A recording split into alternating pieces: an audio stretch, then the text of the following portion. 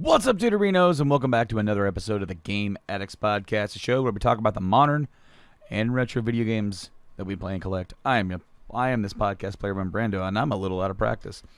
What's up once again, fellas? It's been a few mementos since I've sat down and talked with you, and that's going to change because I'm going to start getting the show back on a more regular release schedule. It's been quite a year for me. I've been keeping busy. I've been doing some podcasting here and there.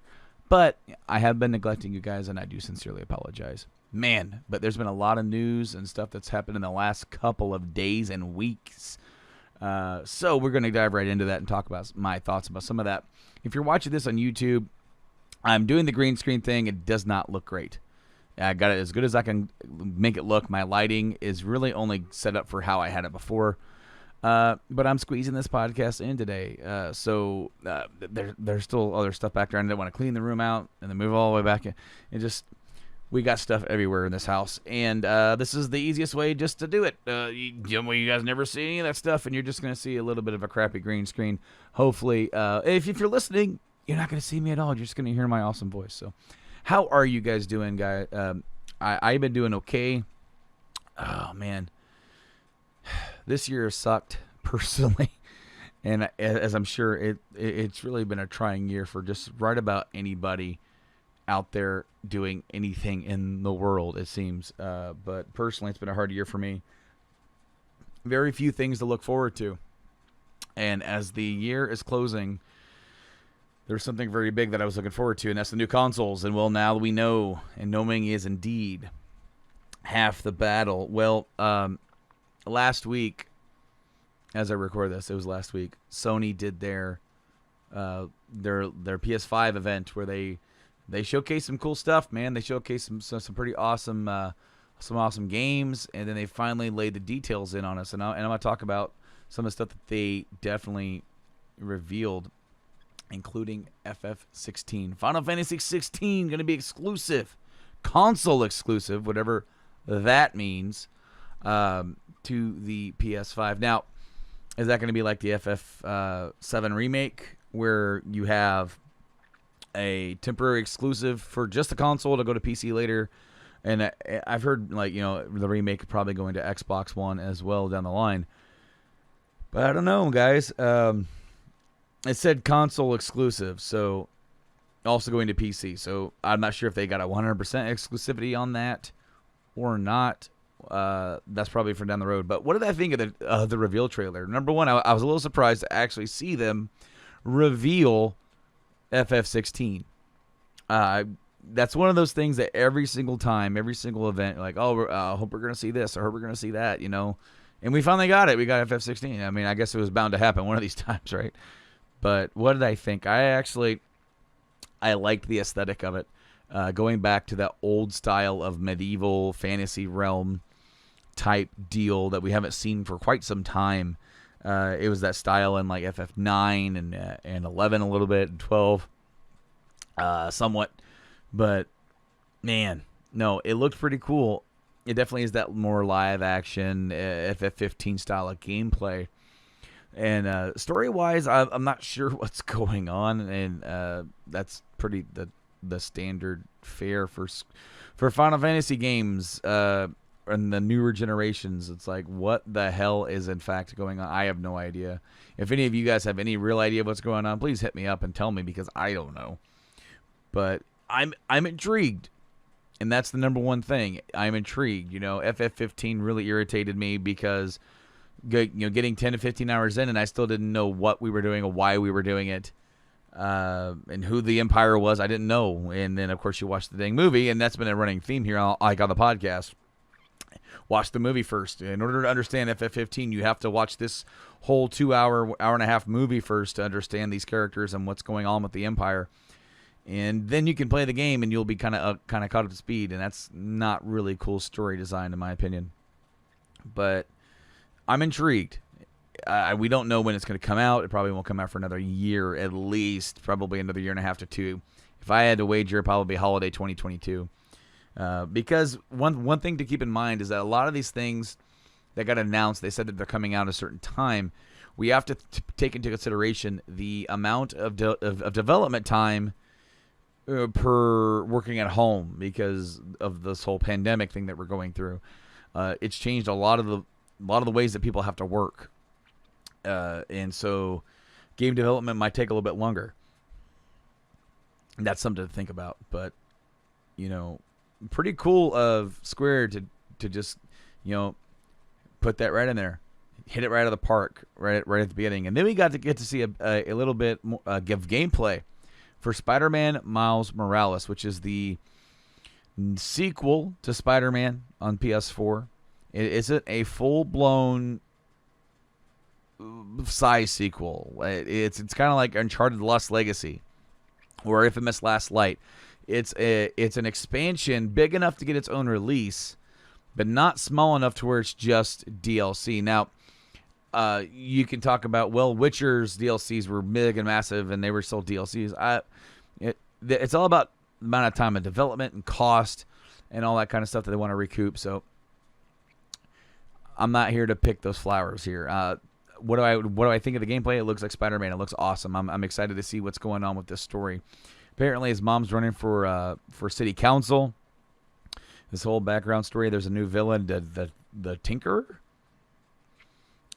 You would think that I would know a little bit more about that, but I do not. I don't know a darn thing about that villain, and it's really cool. Showcasing some of Miles's new abilities and whatnot. And also, this game is coming out for the PS4. That is a new thing.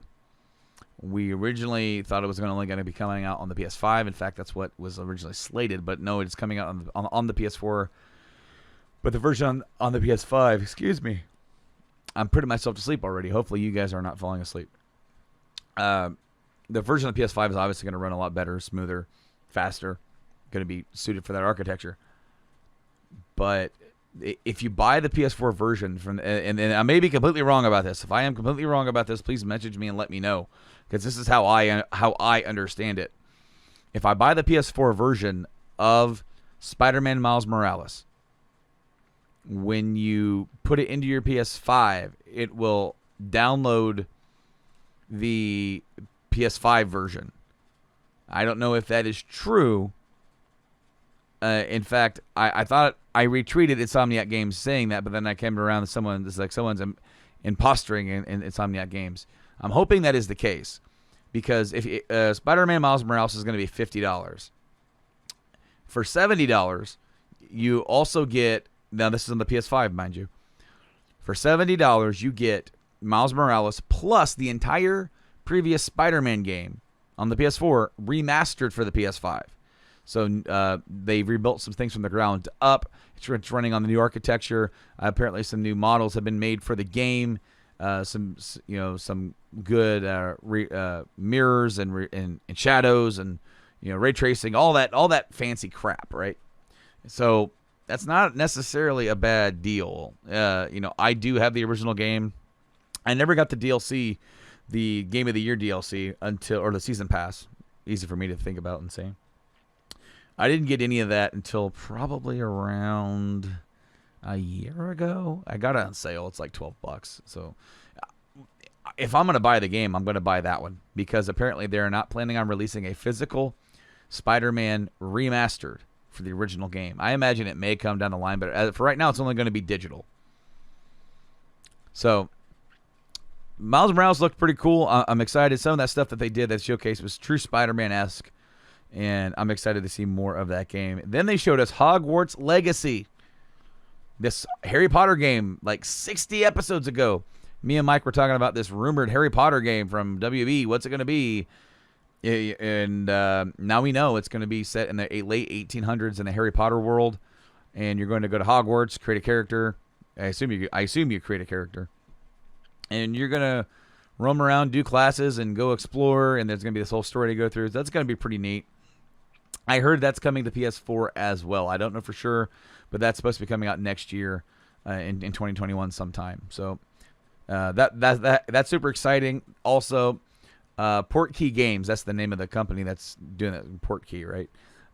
They for some reason, not for some reason. I know the reason, but it's a sad world that we have to list this reason.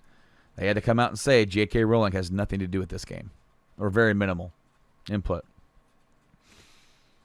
And unpacking her stuff is a whole different can of worms. It has nothing to do with this podcast, so I'm not going to do it. But they did say that, so if that makes you guys feel any bit better about that game, I know some people saw that and just gave it a big old middle finger. I'm able to separate the creation from the creator, because if you know anything about what she is talking about and doing in the world right now, she's putting a lot of negative energy out there. It goes against the themes that she wrote about Harry Potter. What the Harry Potter books and stories about, ultimately, at the real crux of the issue. See what I did there? It's accepting people different than you. The Muggles, if you will, or not the Muggles. Well, I guess Muggles number one, but the Mudbloods, as they call them, the Muggle witches, or the witches or wizards that come from Muggle families. They don't have any actual previous magic blood. It just happens, and there's a pure part of that regime of people that want to see them eradicated. That they're not accepting them because they're different. Well, it's kind of ironic that she is doing something that's not accepting of people who are different, and we don't need that kind of thing in this world. We need to accept people. So, Call of Duty, Black Ops, Cold War, multiplayer alpha coming. It was last week, so you missed out on that. But they did show like a little tidbit of like the story gameplay. It looked kind of cool. I'm not really big into it. Like, it looked over the top. So if that's your thing, that's cool. They showed Resident Evil Village, Resident Evil 8, some stuff with that. Looks pretty interesting and cool. I wonder what the hell's going on. I mean, who knows anymore? But what the hell's going on? Devil May Cry 5 Special Edition. There's coming to PS5. A new Oddworld game coming to PS5.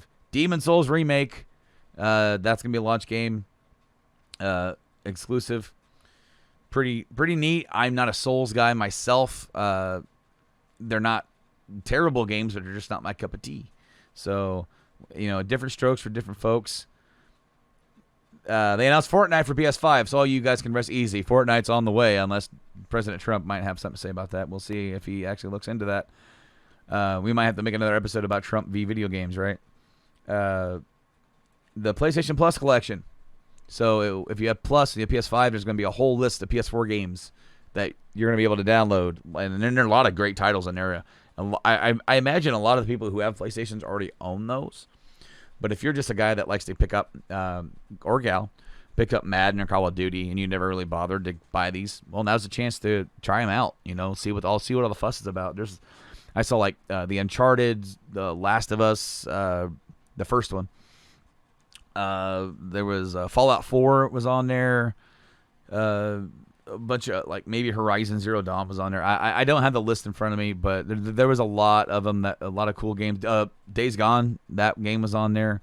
So, and I imagine that list might change and grow. They have no interest in doing a Game Pass style program. They do have PlayStation Now, which is pretty similar, but they have no interest in putting their big first party titles directly onto PS Now, and they want you to go and buy it. And it's interesting because Sony is like, yeah, we don't see that viable, and Xbox is like the exact opposite. That's all they're gearing towards is Game Pass. And going forward, the future of Xbox is Game Pass.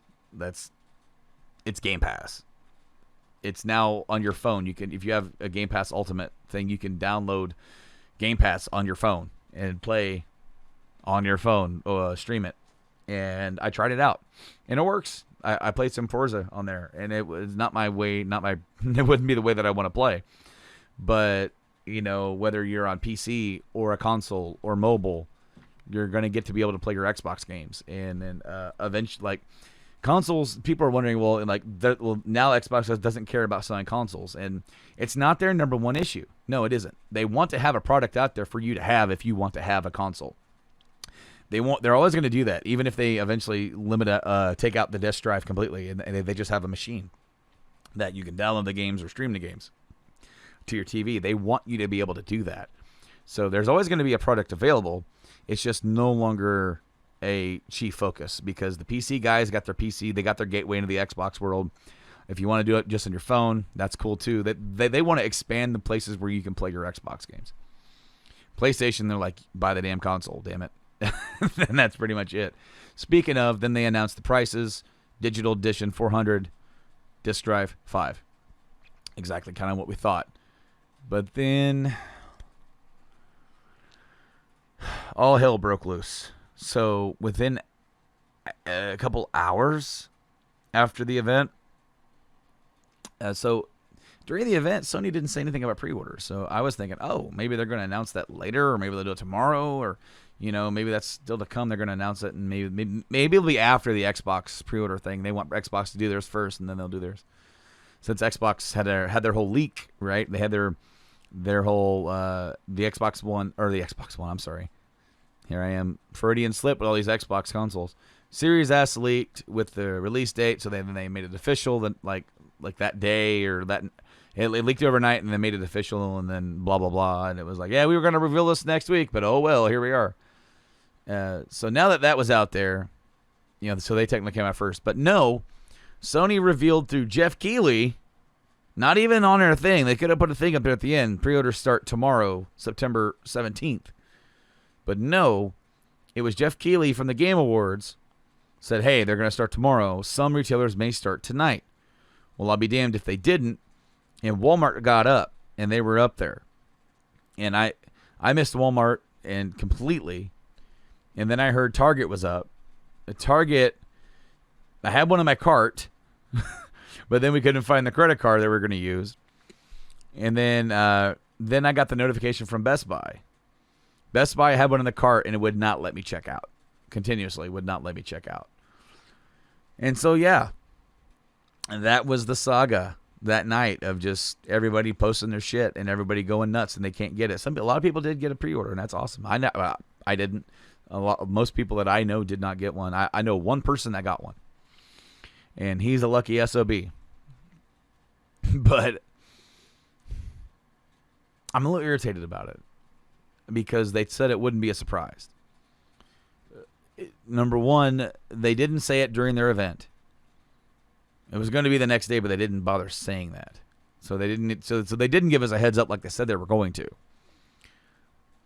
Second of all, the retailers pushed it out because Walmart says, why wait? Do it now. And I wasn't ready. No one was ready. I guess a good thing, I think Rich of Review Tech USA had this mindset of, well, the scalpers weren't ready either. Well, they sure as hell were ready after that stuff kind of came out, and they got their shit together, and they got all up on Amazon. Amazon was out. So the next day, I believe it was like, what was that? Thursday, Walmart announced, hey, we're going to have more pre-orders starting at 9 p.m. I was ready. Had the shit ready, man. We were ready to go. Get this pre-order, damn it. I was refreshing that page. As soon as that 59 turned into a 9 o'clock refresh, it took 30 seconds to refresh instead of the 4.5 that it was taking before, because we got pretty decent internet. Boom, there, got it. In cart. Started doing the thing. It went to process the payment. Didn't work. They were already gone. Less than a minute. And, of course, then that Thursday, too, or the day after the PlayStation thing, I'm starting to get my days mixed up, so I can't remember if it was Wednesday or Thursday, whatever. It was a long week. Within like the 3080s, those graphics cards, they sold out. So it's starting to make me think that maybe we should reevaluate, especially in the age of the pandemic where everyone's going to try and do everything online, that we should reevaluate how we do retail pre-orders. And I understand that number one, you got to have bot protection. There's no reason why you shouldn't have bot protection if you're a website, in my opinion. But I'm willing to pay a little bit extra on a product, a couple dollars. Hey, to ensure you get your thing. But it makes me wonder if we couldn't do something a little bit more organized, like Ticketmaster. When you go to order a ticket from Ticketmaster, you go in and you select your seat. You go in and I'm in section 111, row 7, seat 3. When I go to buy this ticket, I put this ticket in my cart. I want this one. This is a cool seat. This seat, I went and saw Metallica a couple years ago, and it was $135 to go see them where I was going to sit. And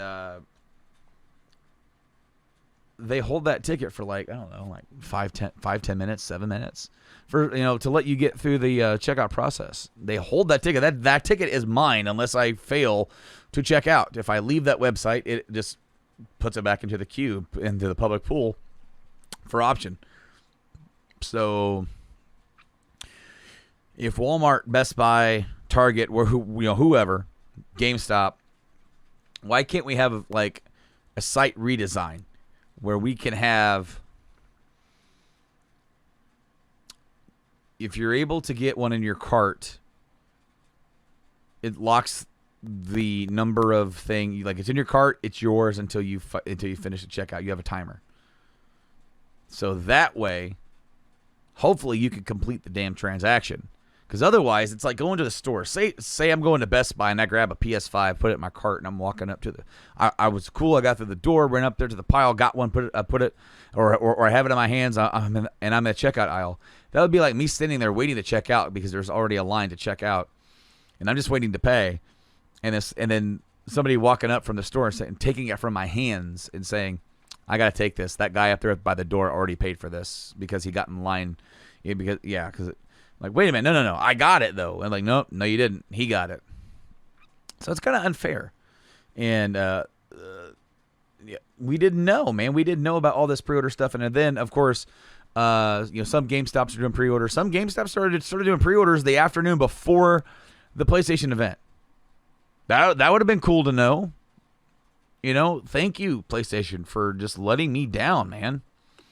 Like, GameStop's not the number one place I would go, but to go to a store to actually try to pre-order it, give me a heads up, give me a damn date, give me a time. Maybe I can't make that time. That's then my problem. But if you're not going to tell me when, where, and why, well, that seems to be like a problem that you helped create. Now, they did apologize. They came out and said that could have went better. And trust me, there's going to be more consoles to come. You're going to have more chances to buy the console before the end of the year. Walmart originally said starting on the 22nd, they were going to do in-store pre-orders. They then canceled that and said, no, you're just going to have to wait till launch day and come and get it. Because they want to avoid the big fiasco of people, a lot of people lining up and not doing social distancing and controlling the volume of people in the store. And I get that. That's the age that we live in. But it's also frustrating as hell. Anyways, now that that's done, and we're Xbox was like, hey guys, our pre-order is going to be on the 22nd, starting at 10 a.m. At all retailers. We're gonna have a countdown, let you know. Be there, be square. Then the day before, on the 21st, Xbox announces the acquisition of Bethesda. What?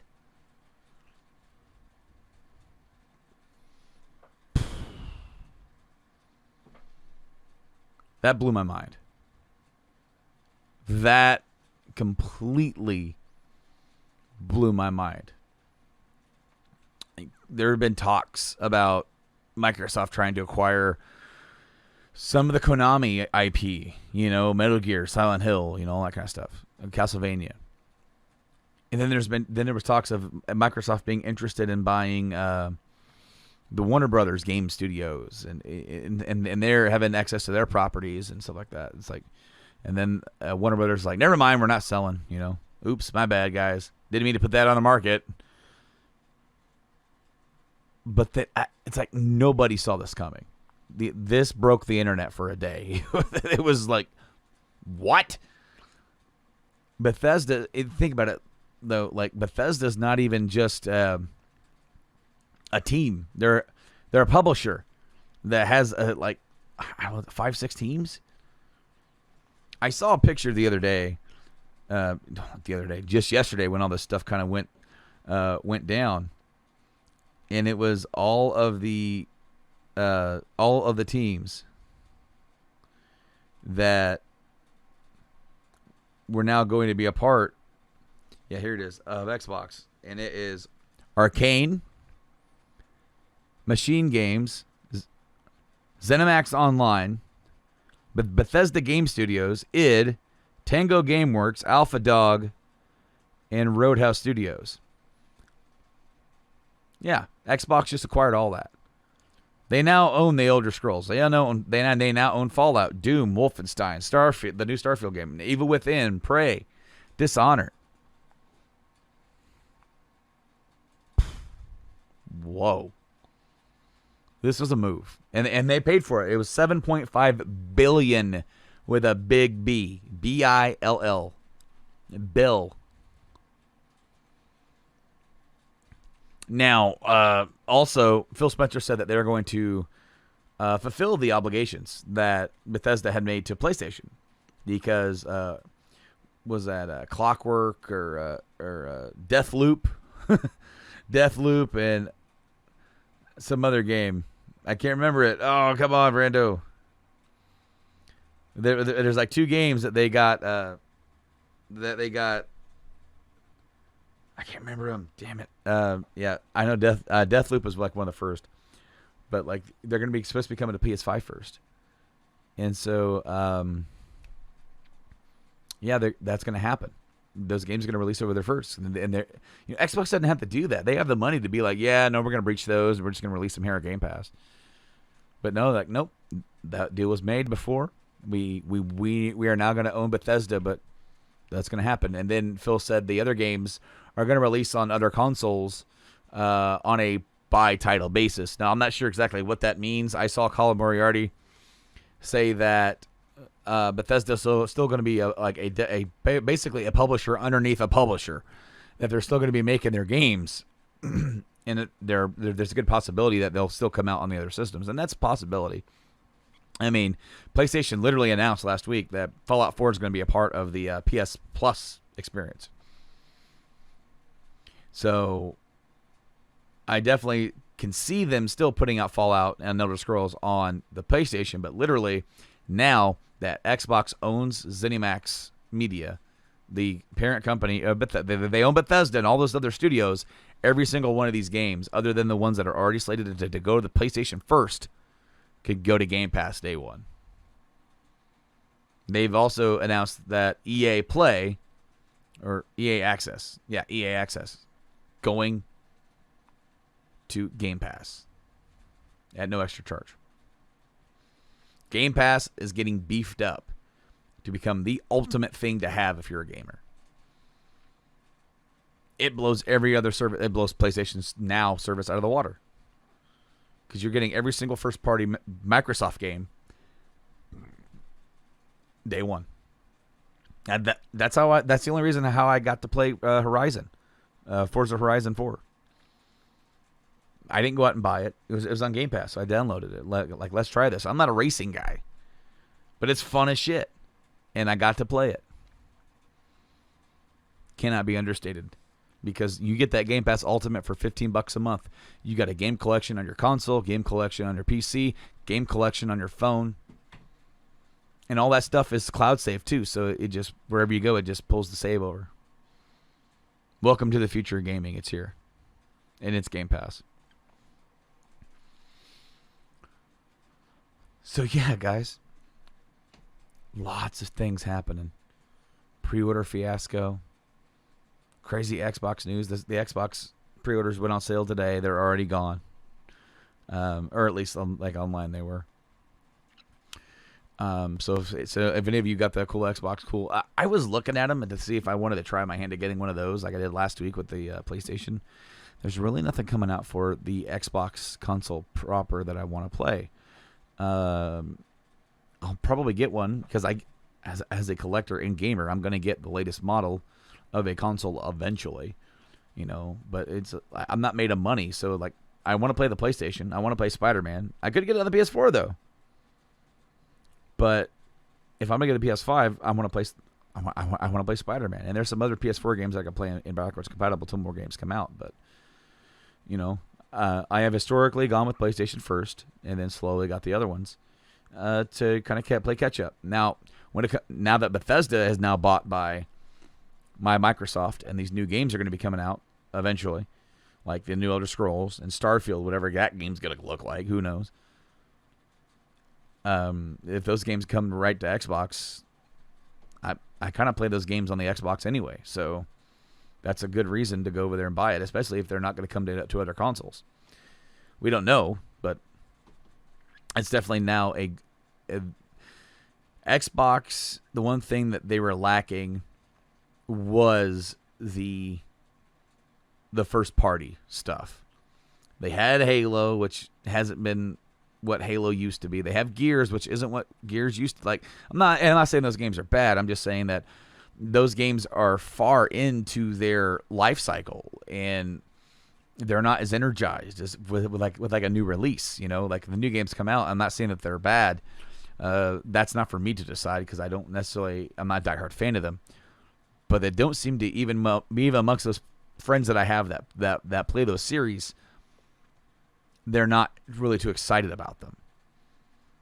Unlike on the PlayStation side or even the Nintendo side, every time that there's a huge new Nintendo or a PlayStation exclusive coming out, there seems to be a lot of excitement. There was a lot of stuff this year with Final Fantasy Last of Us, whether or not that was positive or negative for you, but Ghost of Tsushima also did very well on that front as well. And then the Nintendo, for some reason, everyone was on lockdown playing Animal Crossing. So to say they didn't have a success is like would be a complete total lie. But for Microsoft, you've had Forza, Halo, and Gears with some few others sprinkled in here and there.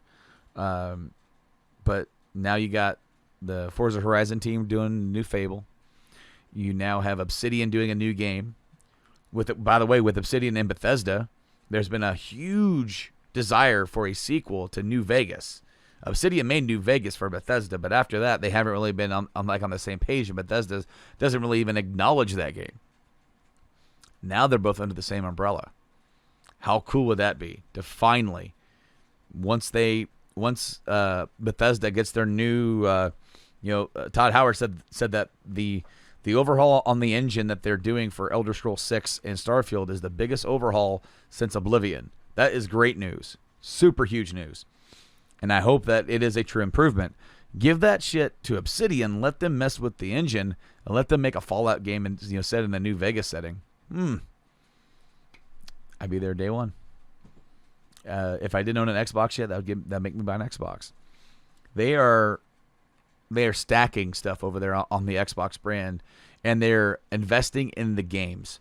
That is the one thing. They're investing in the games because the games are the product, instead of it being where the PlayStation model is we have all these great teams and these exclusives to get you to buy our console. Xbox failed at that. Hardcore.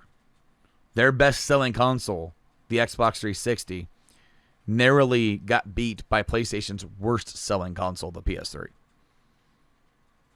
It does work for PlayStation. It does seem to really work. So Xbox, knowing that they are going into another round of this, getting ready to maybe get beaten again, even though their console is a little bit more powerful. Or so they say. Now they pivoted. And they're like, we're going to focus on games as a service with Game Pass. We're going to have our console. You're going to have your PC, you're going to have your phone, but you're going to be able to play your games. And we're going to make the money off the service. As I said, the future is here, folks. And that future is Game Pass. That's pretty much all I got. This is a pretty short episode. I'm going to be getting into a more committed release schedule. And I'm still planning on doing deep dives on both Knights of the Old Republic and Mass Effect coming forward. So expect those here in the coming weeks. Unless there's huge news, those will be the next episodes that I do. As far as getting a new console, I'll keep you guys updated, I guess. If I am able to snag a pre-order, if I'm just going to try and get one or whatever. My enthusiasm about that has definitely died down since it was such a disaster. It kind of just really made me depressed. But, yeah, thank you guys so much for checking out the Game Addicts podcast and giving me one of my biggest and most successful years here on the show as far as downloads go. That has really caught me off guard, and I don't deserve it, especially this year for as lackadaisical as I've been posting. And granted, that's a lot of personal issues kind of going on in my life.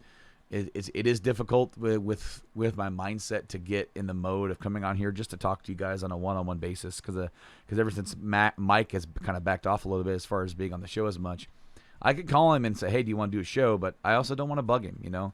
And I have a few other buddies, Nate and Tyler, are sometimes available to come on as well and chat with me. But I need to get on here and I need to sit here and talk to you guys because I need to get back to this. I need to get back into the groove and get comfortable with it and not let my own insecurities take hold of me and make me feel like to where I can't do this because I can. It's just getting past that battle inside my own head and having the energy. Because if I'm going to sit back here and talk to you guys, you know, I didn't have a script. I had the list of the PlayStation stuff, and because I wanted to remember. I didn't want to miss any games. But I don't typically do a script. I don't typically do a checkbox of stuff that go down. I just talk. I just riff, and that's been the heart of this podcast. And other than the deep dives, I do listen to the deep dives because I don't want to miss anything. But me sitting here and riffing on the news and just giving my opinion, that's been a part of this podcast since day one. So that's what it's going to be going forward as well. So once again, I thank all you guys for checking out this podcast wherever you do. If this is your very first time and you made it all the way through and you want to check out I can't talk. I got through all this podcast and now my brain's shutting down. If you want to check out this podcast, you can do so on all the different podcasting platforms. We're everywhere now. We're even on Amazon Music now. I haven't got a chance to go check that out yet, but it was submitted. We are on like Apple, Spotify, Podbean, iHeartRadio, Stitcher, TuneIn, all those great places, as well as YouTube. Yeah, you could tune in to see this really kind of like badly lit green screen version of me standing in front of the stars. So I also do gameplay stuff, and I'm going to get back to doing that here soon. It's all just about time. Right now, my youngest son naps back here, and so that's an issue. I can only be back here for a certain amount of time because it's a nap. We sometimes move him to another room to nap, but that's a whole process and getting him in there. Sometimes he doesn't sleep as well in there, and I get death glares, you know. But I was playing through Mass Effect 3 or Mass Effect 1 and 2. I need to do 3 now, and I do still plan on doing that here very, very, very soon. The other thing is that apparently there's a Mass Effect trilogy supposedly coming out at some point, and maybe I don't know, because they've never confirmed it, and there's just rumors and rumors and rumors and rumors. But the thing is that the rumors don't really stop. They just keep adding to, or maybe this one little thing is wrong, or this little thing is wrong. So it makes me feel like that it holds some water. But I'm definitely looking forward to that, playing remastered versions of these on the PS4 or Xbox One X, wherever I decide to do it. But that's going to do it for me here on the show. Again, check us out on all the podcasting platforms and on YouTube. We're on social medias at Game Addicts Play on Facebook, Twitter, Instagram. I'm trying to be more active there. And, yeah, guys, thank you guys so much. I will see you guys next time here on the Game Addicts Podcast. I've been Brando. Until next time. Game on, guys. Have a good one.